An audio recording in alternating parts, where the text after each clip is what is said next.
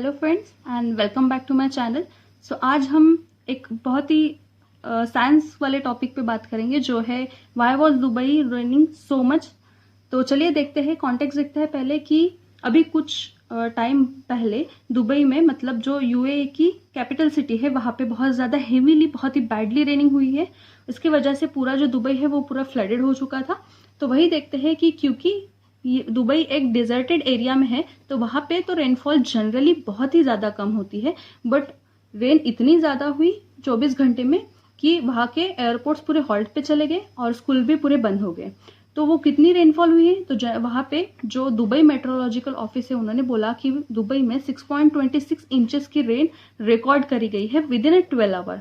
तो इसका मतलब, क्योंकि दुबई में जनरली 3.20 इंचेस की ही रेन पर ईयर में रिकॉर्ड होती है, तो यही डेटा के अकॉर्डिंग वर्ल्ड मेट्रोलॉजिकल ऑर्गेनाइजेशन ने सीधा सीधा एस्टिमेट दिया कि दुबई में 24 घंटे में इतनी बारिश हुई है जितनी दुबई 2 साल में रिसीव करता है। तो ये दुबई के लिए बहुत ज़्यादा है।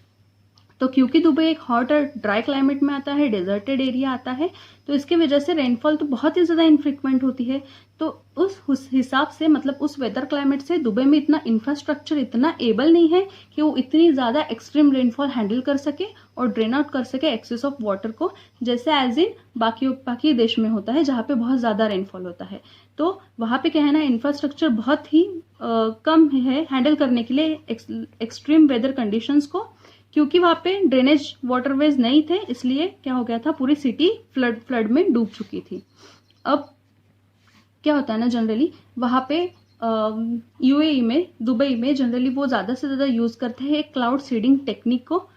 इसके वजह से जो रेनफॉल है वो ज़्यादा बढ़ जाती है। तो यूएई जो है उसने क्लाउड सीडिंग को यूज़ करना स्टार्ट किया था 2002 में। क्यों स्टार्ट किया था? To fulfil the water requirement, क्योंकि वो डेजर्टेड रीजन ऑन अर्थ है, इसकी वजह से वहाँ पे वाटर स्कार्सिटी बहुत ज़्यादा है।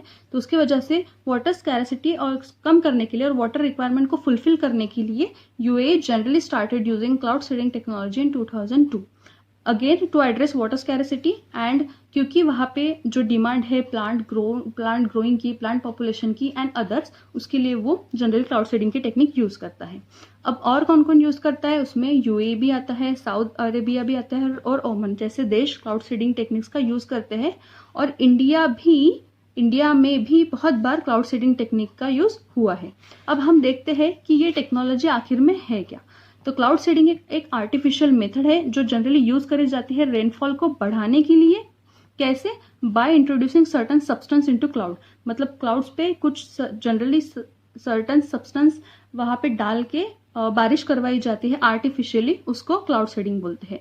तो ये हेल्प करते हैं कहाँ पे, ड्रॉट कम करने के लिए, जो फॉरेस्ट फायर बहुत ज़्यादा कभी कभी भड़क जाती है उसको कंट्रोल में लाने के लिए, रेनफॉल इंक्रीज करने के लिए, और अगर बहुत ज़्यादा एयर पोल्यूशन हुआ है तो उसको भी कंट्रोल करने के लिए, एनहांस एयर क्वालिटी करने के लिए।